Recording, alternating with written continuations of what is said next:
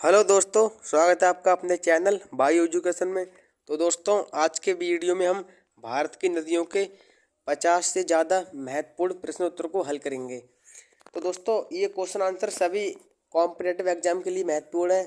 दोस्तों, इससे पहले हमने पढ़ा भारत की कंप्लीट नदियों का वीडियो दोस्तों, जिसमें हमने भारत की सभी नदियों को अच्छे से कवर किया, उनकी अच्छे से स्टडी की दोस्तों। प्रायद्वीपीय नदी तंत्र और हिमालयी नदी तंत्र और बाकी दोस्तों जितने भी हमारे महत्वपूर्ण नदी तंत्र ऐसे सिंधु, गंगा, ब्रह्मपुत्र, इन सबको हमने अच्छे से डिस्कस कर लिया है दोस्तों। उसका लिंक आपको इस वीडियो के डिस्क्रिप्शन बॉक्स में मिल जाएगा दोस्तों। ये हमारा पार्ट 2 है, जिसमें हम भारत की नदियों से संबंधित 50 से ज़्यादा महत्वपूर्ण क्वेश्चन आंसरों को हल करेंगे, जो दोस्तों सभी एग्जाम जितने क्वेश्चन दोस्तों हम इसमें करेंगे वो सभी एग्जाम में दोस्तों पूछे गए हैं दोस्तों। एक भी क्वेश्चन ऐसा नहीं जो एग्जाम में पूछा नहीं गया है, सारे क्वेश्चन दोस्तों एग्जाम में पूछे गए हैं दोस्तों। इसके साथ ही हम कुछ क्वेश्चनों को एक्सप्लेन भी करेंगे, मतलब अच्छे से। और बाकी दोस्तों, ये हमारा पार्ट 2 वीडियो है। पार्ट 1 वीडियो आप देख लें, उसका लिंक आपको डिस्क्रिप्शन बॉक्स में मिल जाएगा। जैसे दोस्तों UPSC, MPPCS, UPSC, BPSC, railway दोस्तों, सबसे इसमें इस टॉपिक से एग्जाम में क्वेश्चन दोस्तों पूछा ही जाता है। समझ लो, नदियों से संबंधित क्वेश्चन प्रत्येक वर्ष एग्जाम में पूछा जाता है। तो दोस्तों, आज का हमारा ये वीडियो है भारत की नदियों के 50+ इम्पोर्टेंट क्वेश्चन आंसर। तो दोस्तों, चलिए वीडियो को शुरू करते हैं। पहला क्वेश्चन हमारा, बांग्लादेश में गंगा को किस नाम से जाना जाता है?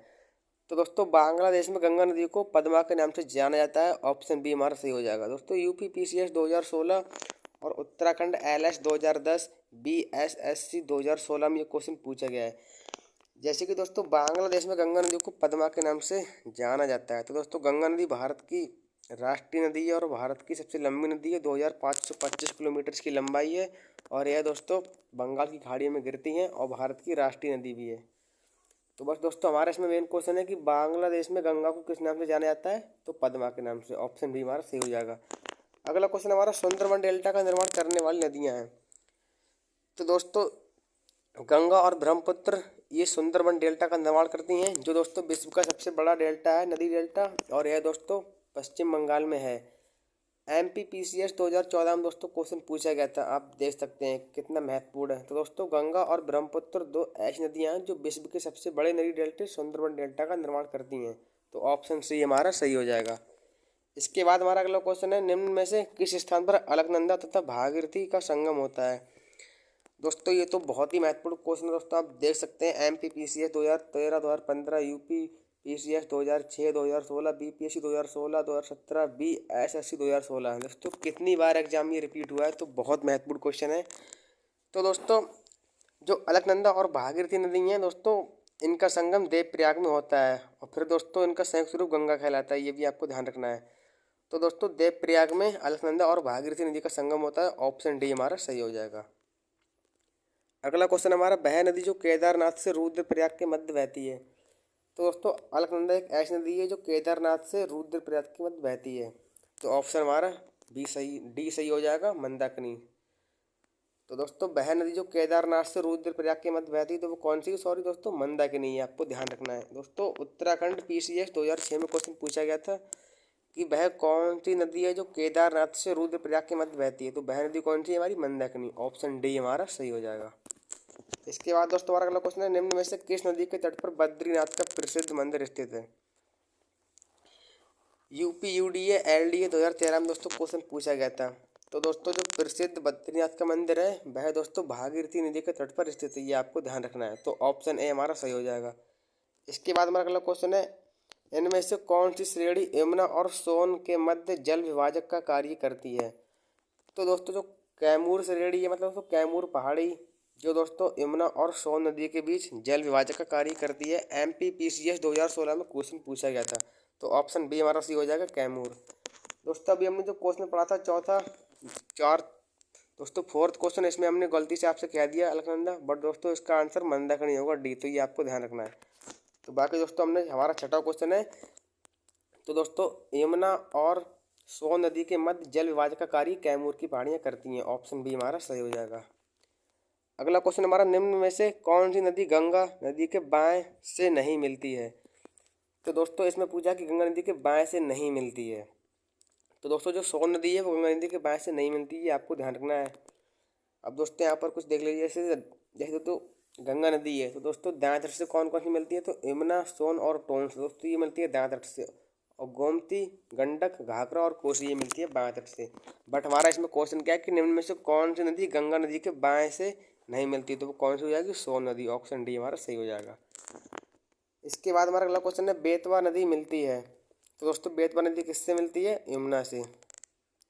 क्वेश्चन नंबर 9 है हमारा, निम्न में से कौन सी नदी यमुना नदी से नहीं मिलती है, तो दोस्तों जो बेतवा नदी सोन नदी है वो दोस्तों यमुना नदी से नहीं मिलती है। आपको ध्यान रखना है कि गंगा से मिलती है, अभी हमने ऊपर पढ़ा था। और कौन से तट पर मिलती है दोस्तों, ये मिलती है दाएं तट पर गंगा से।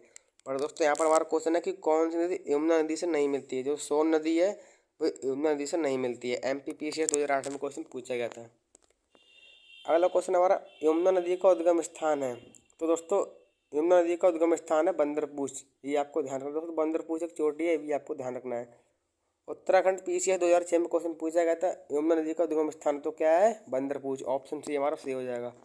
इसके बाद हमारा अगला क्वेश्चन है, निम्न में से कौन सी ये यमुना की सहायक नदी नहीं है, तो दोस्तों जो रामगंगा है वो यमुना की सहायक नदी नहीं है। बाकी चंबल, केन, बेतवा ये यमुना की सहायक नदी है। दोस्तों रामगंगा गंगा की सहायक नदी, आपको ध्यान रखना है। अगला क्वेश्चन हमारा, गंगा नदी की एकमात्र सहायक नदी जिसका उद्गम मैदान से होता है, तो दोस्तों गोमती एक ऐसी नदी है जिसका उद्गम मैदान से होता है और ये गंगा की सहायक नदी है। यूपी लोअर सब इंस्पेक्टर 2008 में क्वेश्चन पूछा गया था। तो दोस्तों गंगा नदी की एकमात्र सहायक नदी जिसका उद्गम मैदान से होता है वो कौन सी है, गोमती। ऑप्शन बी हमारा सही हो जाएगा। अगला क्वेश्चन हमारा, भागीरथी नदी निकलती है, तो दोस्तों भागीरथी नदी कहाँ से निकलती है, गौमुख से।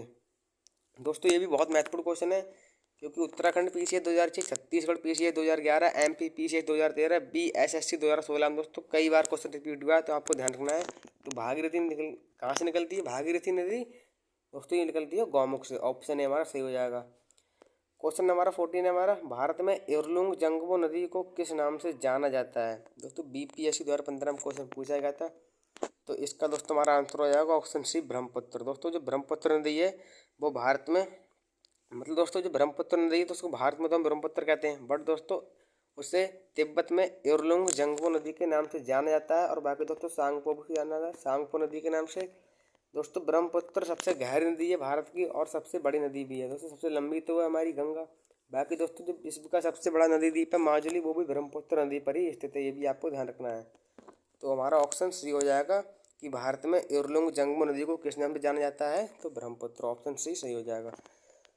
क्वेश्चन नंबर हमारा 15 है, तिब्बत मानसरोवर झील के पास से जिस नदी का स्रोत है भय है, तो दोस्तों ब्रह्मपुत्र, सतलुज, सिंधु, ये दोस्तों तीनों नदियाँ तिब्बत मानसरोवर झील के पास से इनका उद्गम होता है, निकलती हैं। तो ऑप्शन डी हमारा सही हो जाएगा, ब्रह्मपुत्र, सतलुज, सिंधु तीनों।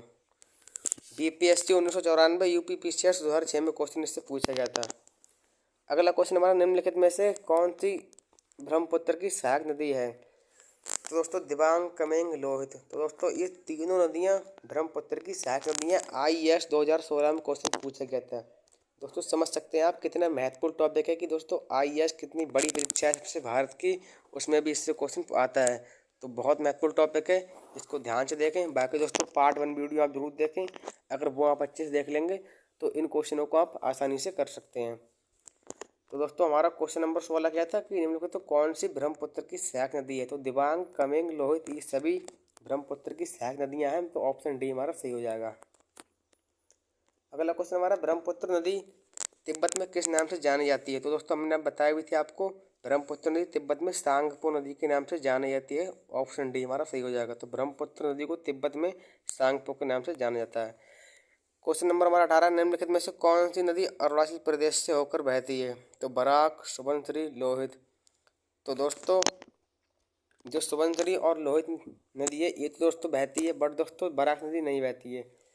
तो दोस्तों इसमें जो सुबनसिरी और लोहित ये दोस्तों अरुणाचल प्रदेश से होकर बहती है। ऑप्शन सी हमारा सही हो जाएगा, सुबनसिरी और लोहित। अगला क्वेश्चन हमारा, मानस नदी किस नदी की उपनदी है, तो दोस्तों मानस उपनदी कह लो या दोस्तों सहायक नदी कह लो। तो दोस्तों जो मानस नदी है वो ब्रह्मपुत्र की उपनदी या सहायक नदी है। BPSC 2000 में क्वेश्चन पूछा गया था। तो मानस नदी ब्रह्मपुत्र की उपनदी है। क्वेश्चन नंबर 20 है हमारा, नर्मदा नदी किन पर्वत श्रृंखलाओं के बीच बहती है, तो दोस्तों ऑप्शन सी सही हो जाएगा इसका, सतपुड़ा और विंध्याचल। नर्मदा नदी सतपुड़ा और विंध्याचल श्रृंखलाओं के बीच बहती है। MPPCS 2000 में क्वेश्चन पूछा गया था। दोस्तों बात करें नर्मदा नदी की, तो ये दोस्तों मध्य प्रदेश की सबसे बड़ी नदी है और दोस्तों इसे मध्य प्रदेश की जीवन रेखा भी कहा जाता है। बाकी दोस्तों सरदार सरोवर बांध इसी नदी पर स्थित है, गुजरात में नर्मदा नदी पर, और यह दोस्तों अरब सागर में गिरती है। तो दोस्तों ये नर्मदा नदी की कुछ महत्वपूर्ण बातें थी जो आपको पता होनी चाहिए, इनसे भी एग्जाम में क्वेश्चन पूछा जाता है। अगला क्वेश्चन है हमारा 21, कथन ए। दोस्तों इसमें तो कथन दिए हैं, इनको हमें देखना है कौन सा सही है कौन सा गलत है। UPPCA 2005 में क्वेश्चन पूछा गया है। नर्मदा अपने मुहाने पर डेल्टा का निर्माण करती है। कथन कथन आर है हमारा, नर्मदा भ्रंश घाटी में बहती है। तो दोस्तों जो नर्मदा नदी है ये डेल्टा का निर्माण नहीं करती है, यह दोस्तों भ्रंश घाटी से होकर बहती है। और बाकी दोस्तों ये ज्वार नदीमुख का निर्माण तो करती है, बट दोस्तों डेल्टा का निर्माण नहीं करती है। तो ऑप्शन इसमें क्या क्या है हमारे, कथन ए सही है पर कथन आर सही नहीं है। दोस्तों बिल्कुल गलत है, कथन आर सही है पर कथन ए सही नहीं है। तो दोस्तों कथन आर तो सही है पर ए नहीं सही है, तो दोस्तों ऑप्शन बी हमारा इसका सही हो जाएगा कि दोस्तों नर्मदा नदी भ्रंश घाटी में बहती है, बट दोस्तों डेल्टा का निर्माण नहीं करती है। तो कथन बी हमारा सही हो जाएगा। मतलब दोस्तों कथन में क्या दिया है बी में कि आर सही है पर ए सही नहीं है, तो ऑप्शन बी हमारा सही हो जाएगा कि नर्मदा नदी भ्रंश घाटी में बहती है। अगला क्वेश्चन हमारा, निम्न में से कौन सी नदी डेल्टा का निर्माण नहीं करती है। तो दोस्तों हमने अभी देखा भी था पीछे, दोस्तों नर्मदा नदी है ये डेल्टा का निर्माण नहीं करती है, ये भ्रंश घाटी से होकर बहती है और ज्वार नदीमुख एस्चुरी का निर्माण करती है। तो ऑप्शन सी हमारा सही हो जाएगा, नर्मदा नदी जो डेल्टा का निर्माण नहीं करती है। दोस्तों आप देख सकते हैं सभी क्वेश्चन एग्जाम में पूछे गए हैं, सभी क्वेश्चनों के आगे लिखा है कि दोस्तों कौन सा एग्जाम में कौन सा क्वेश्चन कब पूछा गया। तो दोस्तों बहुत महत्वपूर्ण टॉपिक है, इसको कई बार देखें आप। अगला क्वेश्चन देखते हैं हम, इनमें से कौन सी नदी रिफ्ट वैली से होकर प्रवाहित होती है। तो दोस्तों ताप्ती नदी। वैसे दोस्तों जो नर्मदा नदी है वो भी दोस्तों रिफ्ट मतलब भ्रंश घाटी से होकर बहती है, बट दोस्तों इसमें हमारे ऑप्शन वो नहीं है, तो इसमें हमारा ताप्ती नदी सही हो जाएगा। दोस्तों ताप्ती नदी रिफ्ट वैली से होकर प्रवाहित होती है, मतलब भ्रंश घाटी से। छत्तीसगढ़ PCS 2016, UPUDA 2013 में क्वेश्चन इससे पूछा गया था। तो दोस्तों जो ताप्ती नदी है वो भ्रंश घाटी से प्रभावित होती है रिफ्ट वैली से, ऑप्शन डी हमारा सही हो जाएगा। इसके बाद हमारा अगला क्वेश्चन है, अमरकंटक से कौन सी नदी का उद्गम होता है। तो दोस्तों जो नर्मदा नदी है इसका उद्गम अमरकंटक से होता है, ऑप्शन सी सही हो जाएगा। IAS 2007, UPPCS 2008, JPCS 2003। दोस्तों देख सकते हैं आप कितने महत्वपूर्ण क्वेश्चन है दोस्तों, प्रत्येक क्वेश्चन एग्जाम में पूछा हुआ है। तो क्वेश्चन नंबर हमारा 24 है कि अमरकंटक से कौन सी नदी का उद्गम होता है। तो कौन सी को होता है, नर्मदा, ऑप्शन सी हमारा सही हो जाएगा। इसके बाद हमारा अगला क्वेश्चन है 25वां कि पश्चिम की ओर बहने वाली नदियों में कौन सी दो पर्वत श्रेणियों के बीच बहती है। तो दोस्तों ये क्वेश्चन हमने पीछे भी पढ़ा था, बट दोस्तों उसकी लैंग्वेज थोड़ी भाषा मतलब वहाँ पर चेंज थी और यहाँ पर दोस्तों उन्होंने क्वेश्चन घुमा कर दे दिया है। तो दोस्तों आज तो हमारा भाई है नर्मदा नदी। दोस्तों नर्मदा एक ऐसी नदी है जो दो पर्वत श्रेणियों के बीच बहती है, UPPCS 2012 में क्वेश्चन पूछा गया था। तो दोस्तों नर्मदा नदी दो पर्वत श्रेणियों के बीच बहती है, ऑप्शन बी हमारा सही हो जाएगा। इसके बाद हमारा अगला क्वेश्चन है, निम्न में से अरब सागर में गिरने वाली नदी है। तो दोस्तों गोदावरी, ताप्ती, कृष्णा, महानदी। तो दोस्तों जो ताप्ती नदी है यह दोस्तों अरब सागर में गिरती है। बाकी दोस्तों गोदावरी और कृष्णा ये महानदी ये दोस्तों कहाँ गिरती हैं, सभी बंगाल की खाड़ी में गिरती हैं। तो दोस्तों ताप्ती नदी अरब सागर में गिरने वाली नदी है, ऑप्शन बी हमारा सही हो जाएगा। इसके बाद हमारा क्वेश्चन नंबर 27 है कि उपयुक्त में से कौन सी गोदावरी की सहायक नदियाँ हैं। तो वंशधारा, इंद्रावती, प्रणता और पेन्नार। तो दोस्तों जो हमारी इंद्रावती और प्रणता यह दोस्तों गोदावरी की सहायक नदियाँ हैं। बाकी दोस्तों वंशधारा और पेन्नार ये गोदावरी की सहायक नदियाँ नहीं है, तो ऑप्शन बी हमारा सही हो जाएगा। इंद्रावती और प्रणता गोदावरी की सहायक नदियाँ हैं, IAS 2015 में क्वेश्चन पूछा गया था। अगला क्वेश्चन हमारा, प्रायद्वीपीय भारत की सबसे लंबी नदी है। UPRO 2014, उत्तराखंड PCS 2016, UPUDA 2013 में क्वेश्चन पूछा गया है। दोस्तों आप देख सकते हैं क्वेश्चन कितनी बार रिपीट हुआ, तो बहुत महत्वपूर्ण क्वेश्चन है। तो दोस्तों जो गोदावरी नदी है ये प्रायद्वीपीय भारत की सबसे लंबी नदी है, ऑप्शन बी हमारा सही हो जाएगा गोदावरी। तो प्रायद्वीपीय भारत की सबसे लंबी नदी कौन सी है, गोदावरी, ऑप्शन बी हमारा सही हो जाएगा। इसके बाद हमारा क्वेश्चन नंबर 29 है, निम्न में से किस स्थान से भारत की दो महत्वपूर्ण नदियों का उद्गम होता है, जिससे एक उत्तर की ओर प्रवाहित होकर बंगाली खाड़ी में और प्रवाहित होने वाली है, बाकी दोस्तों मिलती है, और दूसरी पश्चिम की ओर बहते हुए अरब सागर में गिरती है। मतलब दोस्तों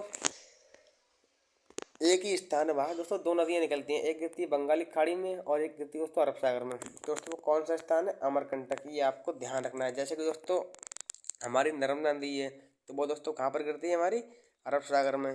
तो ये आपको ध्यान रखना है दोस्तों, इससे बन सकता है। IAS 2009 में क्वेश्चन पूछा गया, तो बहुत महत्वपूर्ण है दोस्तों। अमरकंटक ऐसा स्थान है जिससे दो प्रसिद्ध नदियाँ निकलती हैं, बट एक गिरती है अरब सागर में, एक गिरती है बंगाली खाड़ी में। तो ऑप्शन ए हमारा सही हो जाएगा, अमरकंटक। इसके बाद हमारा अगला क्वेश्चन है क्वेश्चन नंबर 30। तेल नदी इनमें से किस नदी की सहायक नदी है? तो दोस्तों तेल महानदी की सहायक नदी है, और बाकी दोस्तों जो जोंक नदी है वो भी महानदी की सहायक नदी है। BPSC 2016 में क्वेश्चन पूछा गया है। तो तेल नदी महानदी की सहायक नदी है, ऑप्शन डी हमारा सही हो जाएगा। अगला क्वेश्चन हमारा, कौन सी नदी उड़ीसा में अपना डेल्टा बनाती है? तो दोस्तों जो महानदी है ये उड़ीसा में अपना डेल्टा बनाती है, और बाकी दोस्तों जो महानदी है इसे उड़ीसा का शोक भी कहा जाता है। और ये उड़ीसा और छत्तीसगढ़ की प्रमुख नदी है कौन सी? महानदी। दोस्तों महानदी उड़ीसा में अपना डेल्टा बनाती है, ऑप्शन बी हमारा सही हो जाएगा। इसके बाद हमारा अगला क्वेश्चन, निम्न में से कौन सी नदी एस्चुरी मतलब ज्वार नदमक नहीं बनाती है? तो दोस्तों नर्मदा, ताप्ती, मांडवी ये तो दोस्तों बनाती हैं, बट दोस्तों जो महानदी है ये डेल्टा बनाती है, ज्वार नदमक नहीं बनाती है, मतलब एस्चुरी। तो ऑप्शन बी हमारा सही हो जाएगा, महानदी। महानदी ज्वार नदमक नहीं बनाती है। JPCS 2003 में क्वेश्चन पूछा गया था। इसके बाद हमारा अगला क्वेश्चन है, दक्षिण भारत की नदियां निम्न में से कौन सा अफवाह तंत्र रखती हैं? UPPCS 2014 में क्वेश्चन पूछा गया था। तो दोस्तों दक्षिण भारत की नदियां हैं, अगर आपने पार्ट 1 वीडियो सीरीज देखा है तो आप इस क्वेश्चन आंसर को आराम से लगा लेंगे। तो दोस्तों जो दक्षिण भारत की नदियां हैं वो वृक्षनुमा अफवाह तंत्र रखती हैं, तो ऑप्शन बी हमारा सही हो जाएगा, वृक्षनुमा। अगला क्वेश्चन हमारा, कावेरी नदी का उद्गम स्थान है। दोस्तों देखिए ये भी क्वेश्चन 2 बार एग्जाम में पूछा गया और आने वाले एग्जाम में पूछा जा सकता है। तो दोस्तों कावेरी नदी का उद्गम स्थान क्या है? तो ब्रह्मगिरी पहाड़ियों से कावेरी नदी का उद्गम स्थान होता है, और ये दोस्तों बंगाली खाड़ी में गिरती है, ये भी आपको ध्यान रखना है। तो कावेरी नदी का उद्गम स्थान क्या है? ब्रह्मगिरी पहाड़ियाँ। तो ऑप्शन ए हमारा सही हो जाएगा। इसके बाद हमारा क्वेश्चन नंबर 35 है, निम्नलिखित नदियों में से किसको दक्षिण की गंगा कहा जाता है? दोस्तों JPPCS 2015 में क्वेश्चन पूछा गया है, मतलब तो UPPCS। तो दोस्तों जो हमारी कावेरी नदी है इसे दक्षिण की गंगा कहा जाता है। किसे? दक्षिण की गंगा। बाकी दोस्तों जो दक्षिण भारत की गंगा है वो गोदावरी है। बट दोस्तों यहाँ पर क्वेश्चन हमारा, निम्न में से किसको दक्षिण की गंगा कहा जाता है? तो दक्षिण की गंगा किसे कहा जाता है? तो कावेरी नदी को। ऑप्शन ए हमारा सही हो जाएगा। अगला क्वेश्चन हमारा 36, नदियों की लंबाई के अवरोही क्रम में गोदावरी, महानदी, नर्मदा व ताप्ती का सही क्रम है। IAS 2003 में क्वेश्चन पूछा गया है। मतलब दोस्तों आप देख सकते हैं कि IAS, UPPCS, MPPCS तो UPSC सभी एग्जामों में इससे क्वेश्चन पूछे जाते हैं। तो दोस्तों बहुत महत्वपूर्ण टॉपिक है। तो दोस्तों इसका सही क्रम क्या हो जाएगा? दोस्तों अवरोही क्रम में अगर लगाएं तो जो सबसे बड़ी, जैसे दोस्तों गोदावरी, फिर नर्मदा, फिर महानदी, फिर ताप्ती। तो ऑप्शन हमारा बी सही हो जाएगा। दोस्तों इनका इसमें पूछा है डिसेंडिंग ऑर्डर मतलब अवरोही क्रम, तो गोदावरी, उसके बाद नर्मदा, फिर महानदी, फिर ताप्ती। तो ऑप्शन बी हमारा सही हो जाएगा। अगला क्वेश्चन हमारा, निम्नलिखित में से कौन सी नदियां बंगाल की खाड़ी में गिरती हैं? BPSC 2015 में क्वेश्चन पूछा गया था। तो दोस्तों गंगा, ब्रह्मपुत्र, गोदावरी, महानदी, कृष्णा, कावेरी, लूनी, नर्मदा, ताप्ती। यह दोस्तों गिरती हैं अरब सागर में। बट दोस्तों गंगा, ब्रह्मपुत्र, गोदावरी, महानदी, कृष्णा और कावेरी ये कहाँ गिरती हैं?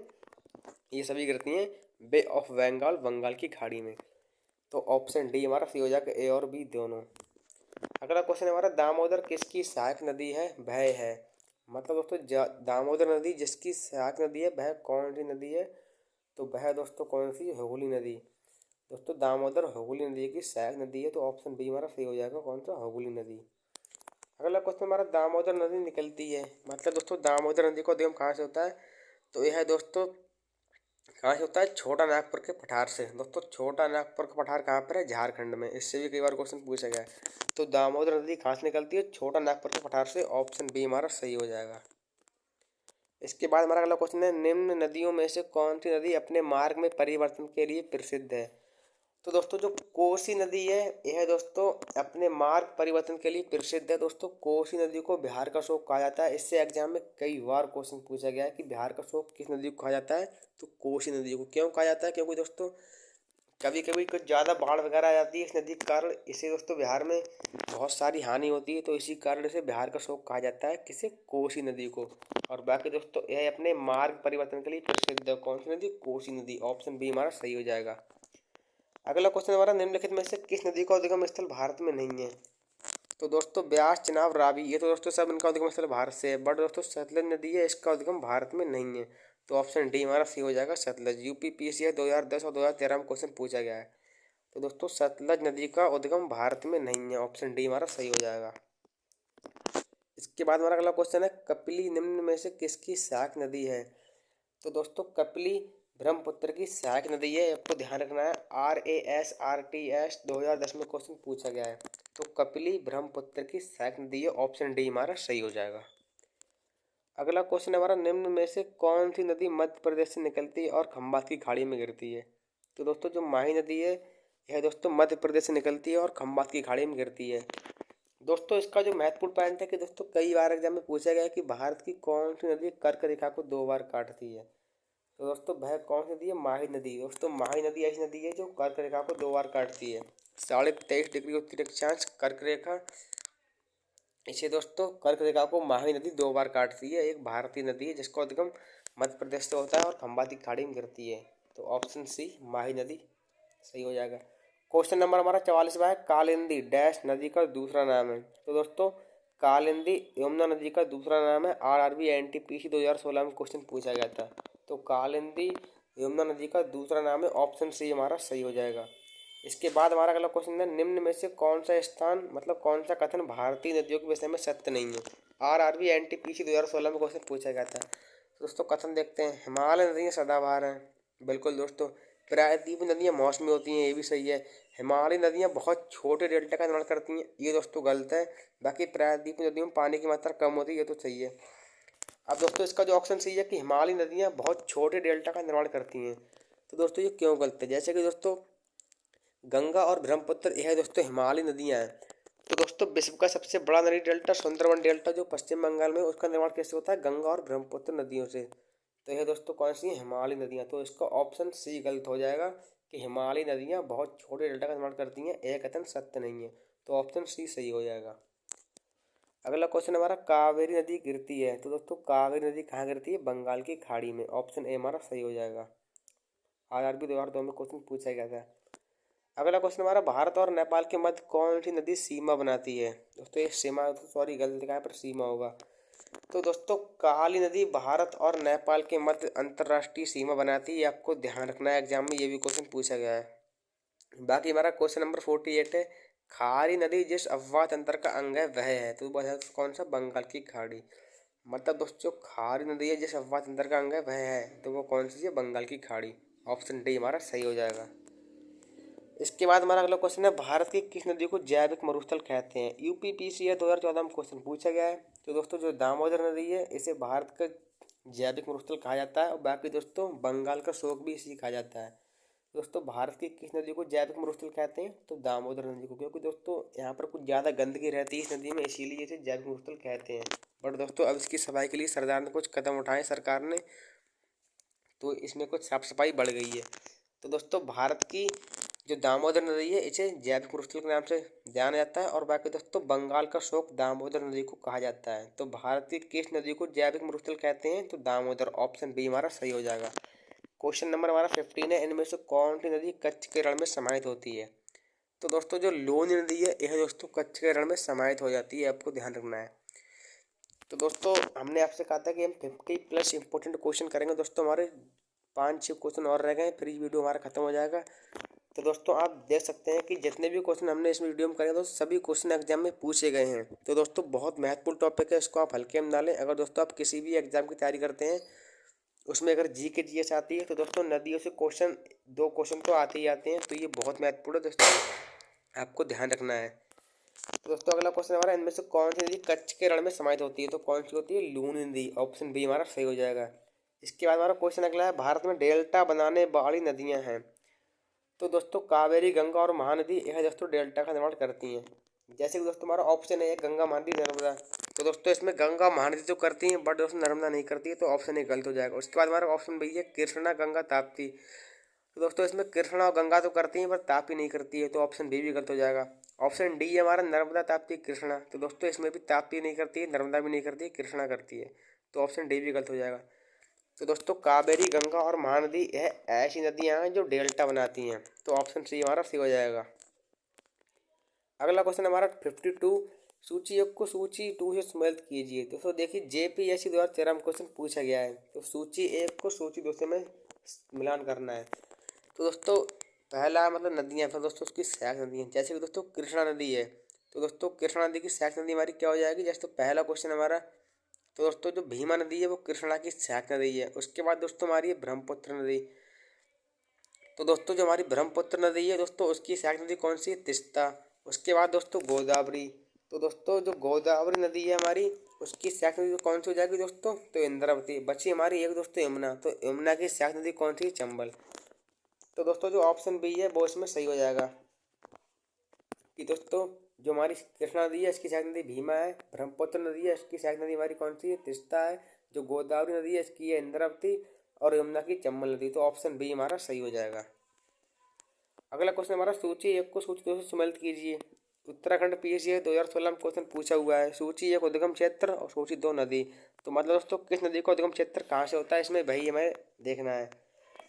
तो जैसे कि दोस्तों हमारा पहला है ब्रह्मगिरी पहाड़ी से। तो दोस्तों ब्रह्मगिरी पहाड़ी से किसका उद्गम होता है, कावेरी नदी का। उसके बाद दोस्तों बैरी नाग स्रोत ये दोस्तों किसका है, झेलम का। उसके बाद दोस्तों महालेश्वर ये कृष्णा का है, और छोटा नागपुर का पठारी कहाँ से है इसका, इससे दोस्तों सोनरेखा नदी निकलती है। तो दोस्तों ऑप्शन जो हमारा बी है वो इसमें सही हो जाएगा कि एक का मतलब दोस्तों 4। ऑप्शन बी हमारा सही हो जाएगा दोस्तों, पहले का ए, दूसरे का मतलब बी का 2, सी का 3 और डी का 4। मतलब दोस्तों इसका आंसर इसके सामने ही है। जैसे तो ब्रह्मगिरी पहाड़ी से किसका होता है, तो कावेरी का। बैरी नाग से किसका होता है, झेलम का। महालेश्वर से किसका होता है, कृष्णा का। और छोटा नागपुर से किसका होता है, तो सोनरेखा नदी का। तो दोस्तों इसका ऑप्शन बी हमारा सही हो जाएगा। कूट में दोस्तों जो बी दिया है उसके सामने वाला ऑप्शन सही हो जाएगा। इसके बाद हमारा क्वेश्चन 54 है, सुंदरवन डेल्टा का निर्माण करने वाली नदियां हैं। MPPC 2014 में क्वेश्चन पूछा गया है। दोस्तों हमने इसको पीछे भी पढ़ लिया था एक बार। दोस्तों गंगा और ब्रह्मपुत्र जो ऐसी नदियां हैं जो सुंदरवन डेल्टा का निर्माण करती हैं। सुंदरवन डेल्टा विश्व का सबसे बड़ा नदी डेल्टा है जो पश्चिम बंगाल में है, और पश्चिम बंगाल भारत का एक राज्य है, ये भी आपको ध्यान रखना है। तो गंगा और ब्रह्मपुत्र सुंदरवन डेल्टा का निर्माण करती हैं, ऑप्शन ए हमारा सही हो जाएगा। इसके बाद हमारा 54 क्वेश्चन है, इंदौर के समीप स्थित जानापाव पर्वत से पहाड़ी स्रोत है, मतलब दोस्तों किस नदी का है। तो दोस्तों जो चंबल नदी है इसका स्रोत है जानापाव पहाड़ी। UPPC 2013 में क्वेश्चन पूछा गया था। तो इंदौर के समीप स्थित जानापाव पहाड़ी स्रोत है, तो किसका है, वो चंबल नदी का। ऑप्शन बी हमारा सही हो जाएगा। इसके बाद हमारा क्वेश्चन 56 है, गंगा नदी के किनारे बसा सबसे बड़ा शहर कौन सा है। तो वो कौन सा है दोस्तों, कानपुर। दोस्तों 2011 की जनगणना के अनुसार हम इसकी बात कर रहे हैं। तो गंगा नदी के किनारे सबसे बसा बचा शहर कौन सा है, तो कानपुर। सॉरी दोस्तों ऑप्शन सी से हो जाएगा। BPSC 2000 में क्वेश्चन पूछा गया था, BPSC 2000 में। तो गंगा नदी के किनारे सबसे बड़ा शहर कौन सा है, तो कानपुर। उत्तर सी हमारा सही हो जाएगा, ऑप्शन सी। तो ये थे दोस्तों हमारे भारत की नदियों के इम्पोर्टेंट 50+ क्वेश्चन, जिसको हमने अच्छे से स्टडी किया। बाकी दोस्तों जहाँ पर हमने समझने की बात की तो उसको समझा भी। बाकी दोस्तों हमने इसमें कुछ महत्वपूर्ण क्वेश्चन और भी चर्चा की, जैसे कि दोस्तों सुंदरवन डेल्टा है वो विश्व का सबसे बड़ा नदी डेल्टा है, इसका निर्माण गंगा और ब्रह्मपुत्र नदी करती है। तो बस दोस्तों यहीं पर हमारा ये वीडियो लेक्चर खत्म होता है। तो दोस्तों अगर आप किसी भी एग्जाम की तैयारी करते हैं तो दोस्तों इससे बाहर नदियों से क्वेश्चन नहीं आएगा। अगर आपने हमारा पार्ट 1 वीडियो देख लिया तो आपको उससे बहुत हेल्प मिलेगी। दोस्तों पार्ट 1 वीडियो आप जरूर देखें, उसके बाद इस वीडियो को देखें तो आप इसको अच्छे से इसके क्वेश्चन आंसर कर पाएंगे। तो दोस्तों आपसे रिक्वेस्ट है कि पार्ट 1 वीडियो जरूर देखें, उसका लिंक आपको डिस्क्रिप्शन बॉक्स में मिल जाएगा। भारत की नदियाँ, जिसमें दोस्तों हमने भारत की कंप्लीट नदियाँ पढ़ाई दोस्तों, सिंधु नदी तंत्र, ब्रह्मपुत्र नदी तंत्र, बाकी दोस्तों प्रायद्वीप नदी तंत्र और हिमालय नदी अफवाह तंत्र। दोस्तों पूरा भारत की नदियों को मास्टर वीडियो, तो उसको आप जरूर देखें। उसके बाद दोस्तों आप क्वेश्चन आंसर टेस्ट लगा सकते हैं। अगर दोस्तों आप उसको आपने पार्ट 1 वीडियो एक बार सही से देख लिया तो दोस्तों आप प्रत्येक क्वेश्चन का आंसर देने में सक्षम होंगे। तो बस दोस्तों आज का यही हमारा लेक्चर था MPPCS। दोस्तों इससे बाहर आपको भारत की नदियों के बारे में पढ़ने की ज़रूरत नहीं है, और ना ही दोस्तों क्वेश्चन आंसर लगाने की। तो दोस्तों पार्ट 1 वीडियो आप जरूर देखें, और बाकी इस वीडियो को भी अच्छे से इसके क्वेश्चन आंसर टेस्ट लगाएं। बाकी अगर आपने नोट्स बनाते हैं तो नोट्स बना लें पार्ट 1 वाली वीडियो से। तो यही था हमारा आज का इंडियन ज्योग्राफी में भारत की नदियों का लेक्चर, जिसमें हमने 50+ महत्वपूर्ण क्वेश्चन आंसर लगाए भारत की नदियों से संबंधित, जो प्रत्येक वर्ष एग्जाम में पूछे गए हैं। दोस्तों कौन सा क्वेश्चन एग्जाम में कब पूछा गया है सब कुछ इसमें लिखा हुआ है। तो दोस्तों यही था हमारा छोटा सा वीडियो। अगर आपको किसी भी वीडियो कोई भी टॉपिक पे वीडियो चाहिए तो मैं कमेंट कर दें। बाकी दोस्तों वीडियो कैसी लगी कमेंट करें। आपके लिए एक क्वेश्चन कि दोस्तों बंगाल का शौक किस नदी को कहा जाता है, इसका आंसर कमेंट करें। तो दोस्तों मिलते हैं किसी ऐसी नेक्स्ट वीडियो में, तब तक के लिए अपना ख्याल रखें। थैंक यू, जय हिंद, जय भारत। आप इसका आंसर जरूर कमेंट करें कि बंगाल का शौक किस नदी को कहा जाता है।